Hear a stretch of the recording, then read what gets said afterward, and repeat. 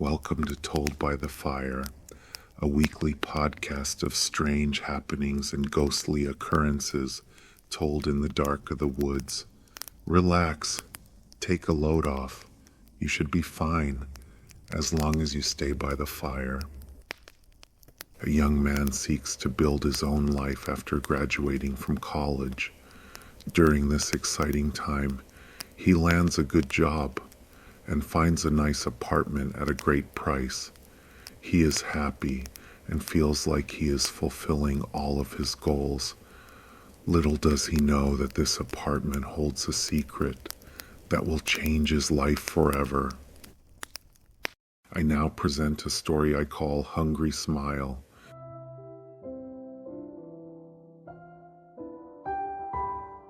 I know that what I'm about to say may make me sound insane, but to be honest, I've gone over and over the events in my own mind, and I know I'm not going crazy. I know it for a fact.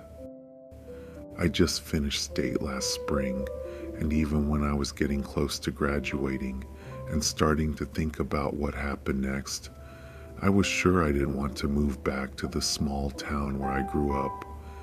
I was elated when I was able to find a job in a medium-sized city, a couple of hours away from my hometown, after meeting a recruiter at a job fair. With a little over a week before I was to begin my new job, and with some money in my pocket that my parents had given me, I began my search for a place to live. After a couple of days in a hotel, I found the place that I would call home. The apartment I found, that I live in, or I guess I should say I lived in, was on the second floor of an apartment building with a 2-story lobby, literally on top of one of the foothills of the mountains that overlook the city. I considered myself lucky to find it. The place had floor-to-ceiling windows, bathing it all in light during the day, and providing a stunning view of the cityscape at night. The layout of the apartment resembled an L, with the taller side of the L having amazing views and being made up of the kitchen, living room, and bedroom. The much smaller bottom of the L was comprised of the front door and the bathroom tucked in the back, with a hallway connecting it to the rest of the place. While the front of the apartment was amazing, as soon as I began to walk to the back, the tone changed completely. Both the corridor and the bathroom it led to felt dangerous for some reason. The hallway reminded me of the mouth to a foreboding cave, or the abandoned border gate into an ominous land. There was just something about it that sent a chill down my back.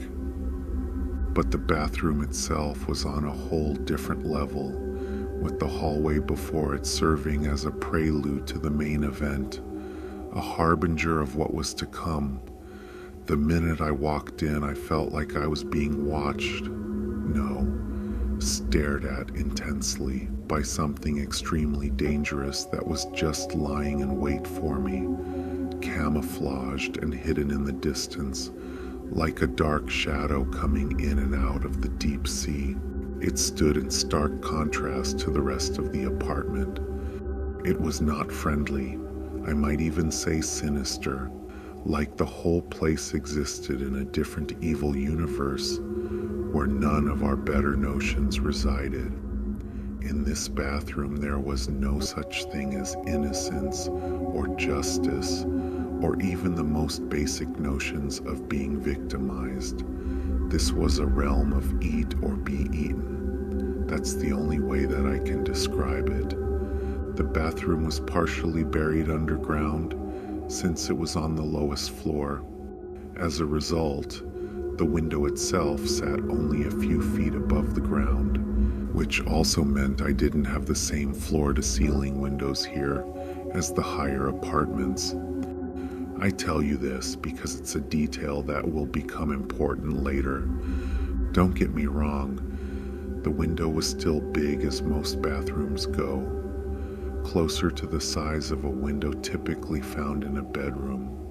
I guessed it was in an effort to follow the theme of the rest of the apartment and take advantage of all the available light. Also, in lieu of blinds, it had this cool effect where the entire window would frost when I pushed a button next to it. No matter how hard they had tried, this part of the apartment felt cold and uninviting, like it didn't belong with the rest of the place. Still, there were a lot of benefits, which drew me to it. The place was expensive, but still very much underpriced, so I really felt like I was getting a great deal. It was within walking distance of where I worked downtown and a few blocks away from a popular bar district. Long story short, I pushed past these uneasy feelings, arguing with myself that these were just nerves from taking my first steps into the adult world, and they would pass with time. As I settled in, these feelings really didn't go away though. Instead, the apartment took on a dichotomous quality for me, with a line clearly dividing one life from the other. For much of the time, I was living on the exposed side of the L facing downtown, taking in the incredible views, enjoying my home and the personal freedom it represented. Still, the thought of that bathroom was always in the back of my mind. I dreaded going back there, but of course I had no choice. During those brief but terrifying moments, when I would have to pass through that hall and occupy the bathroom, I could never shake the feeling that something was watching me and that it meant me harm. I would rush to finish whatever I had to do back there and then fly down the hallway, returning to the sanctuary in the front of the apartment. On top of this trepidation, there was also something I hadn't noticed about the bathroom until after I rented it. While the window stood only a few feet above the ground, because of the way the building was situated on the hill, the ground sloped away from the pane dramatically until it hit the street below. As a result, even though the bathroom was mostly below ground, it actually stood above passers-by from the alley. This slope down the foothill continued in the buildings across the street, giving me a view into the second floor of a busy doctor's office waiting room located directly across from my bathroom window. I wasn't sure if the people could see me, even if they did think to look or cared to. But being a naturally private person, this bothered me a bit. I resolved that I would do my best to make sure the windows were frosted whenever I was in a compromising position, but leave them clear to bring in as much light as possible during any other moments. My uneasiness with the dark atmosphere drowning out any fears I had of being spied upon.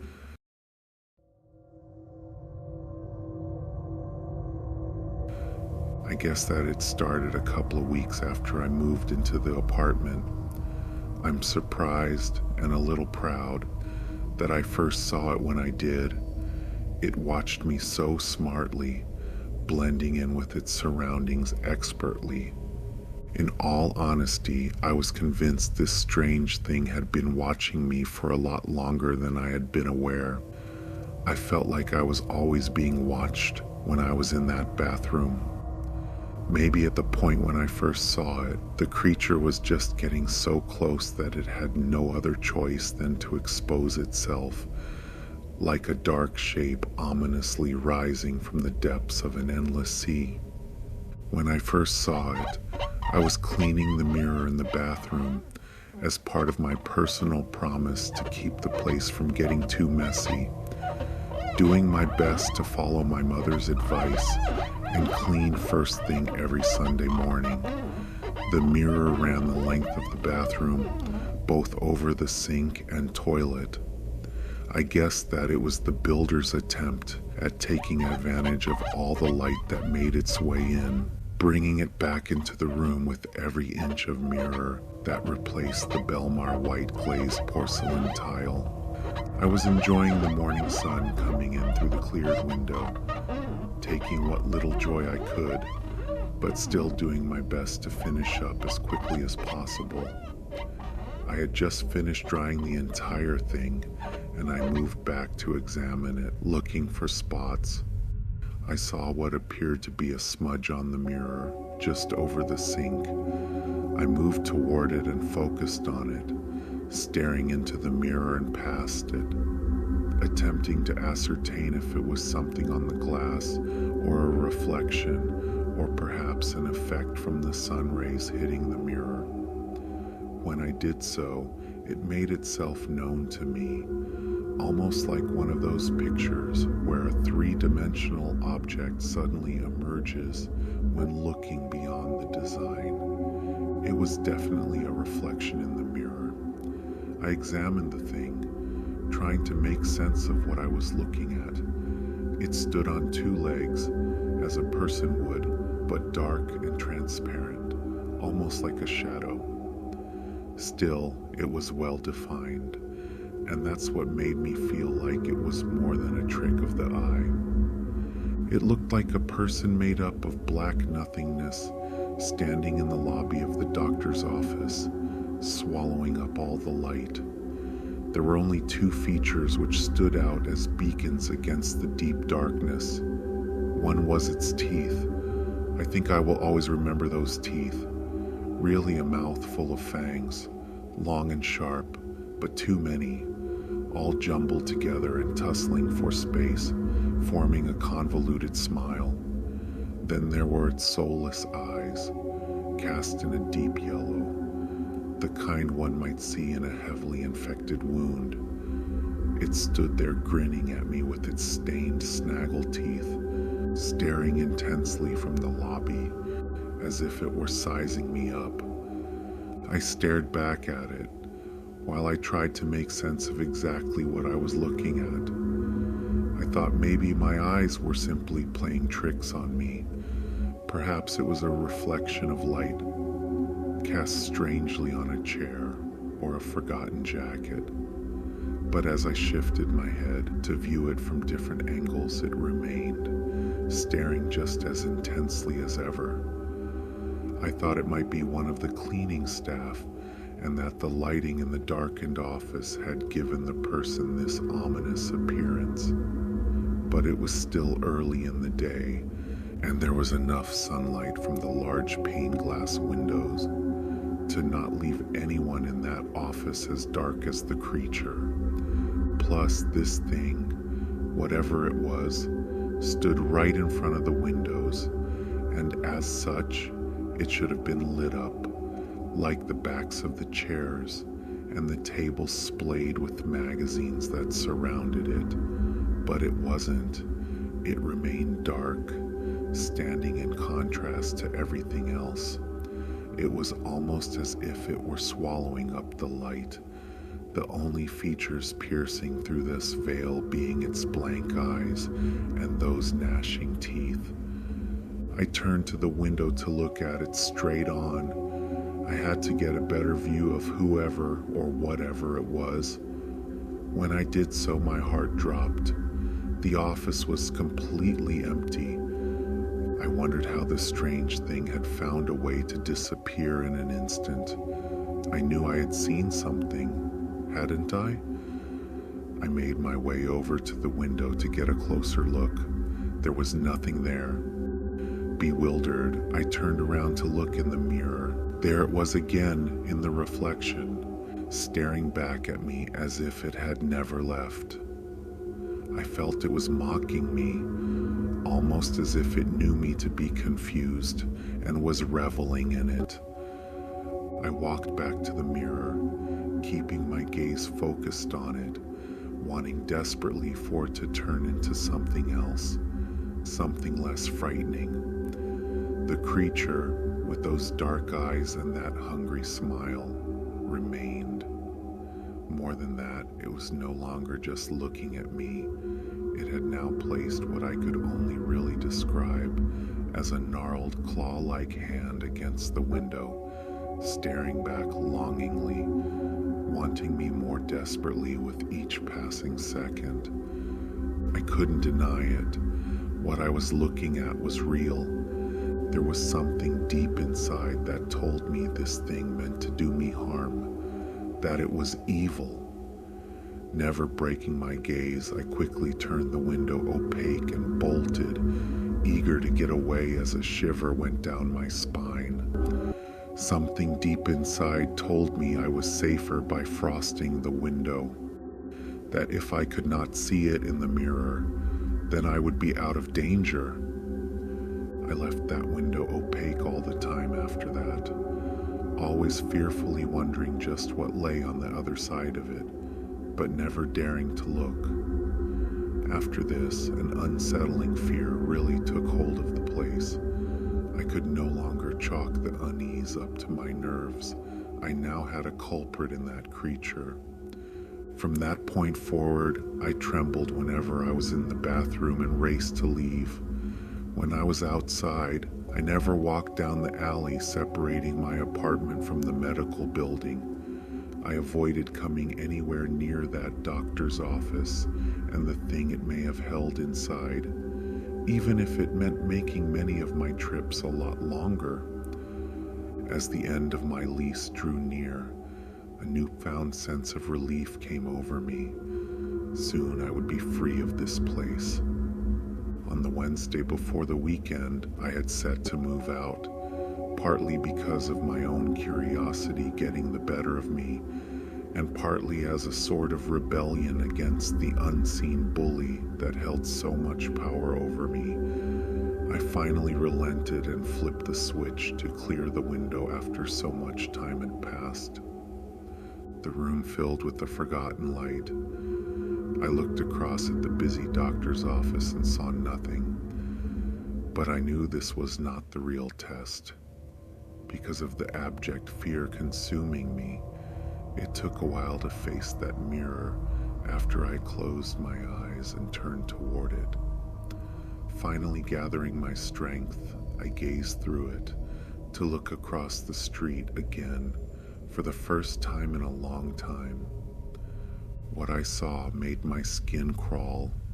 There, only a few inches from me, stood the creature, just on the other side of the window, separated by nothing more than that pane of glass, with it taking up the entire window somehow, even though any regularly sized person would have had to stoop down if it were standing. The black eyes examined me desperately, making me uncomfortable in their detail, but its smile was what really sent me over the edge. It seemed even bigger than before, taking up the greater part of the creature's face and twitching involuntarily every few seconds. The creature, realizing just how close it was to its prey and begging to make up the final few inches. With trembling hands and shuttered eyes, I clouded the window as fast as I could. Only then did I look upon the bathroom once more. I couldn't leave the apartment fast enough. I found myself trembling in the lobby of my building, calling a friend from a concerned assistant property manager's phone and asking to stay until the weekend. Later that night, I told him what I had seen. I told him about all of it, but he didn't really believe me, blaming it on stress. To calm my nerves, he offered to help me move. When I finally came back to the apartment to move out today, everything inside was just as I had left it. Still, I stayed as far from the bathroom and that mirror as I could. As we sat in the car after putting the last things in the back, my friend told me that when he was in the bathroom, his own curiosity got the better of him and he defrosted the window. He related how he had looked into the lobby through the mirror on the chance that he might see what I had seen. He said that he didn't see anything, not in the window or the doctor's office or anywhere else he could view through the reflection of the clear pane behind him. As the car started up, I wondered if I was going crazy. Maybe I had made it all up in my mind. I was trying to convince myself of my own insanity when we turned the corner into the alley, and I looked up through the window he had invariably left clear.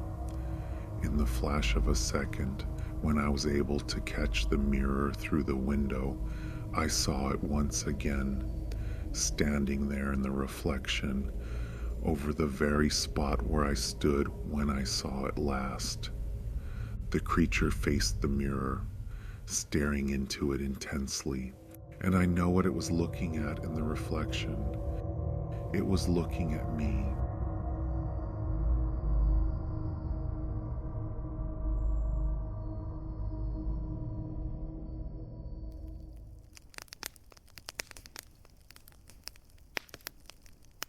Thank you for joining us today. Please follow if you dare. We will continue to create stories regularly and post them here. If you are listening on YouTube, you can also like and subscribe to our channel. We'd also love to hear your comments about whether you have ever had any scary experiences in a new apartment or home. Until next time, when we gather here again to hear more tales told by the fire.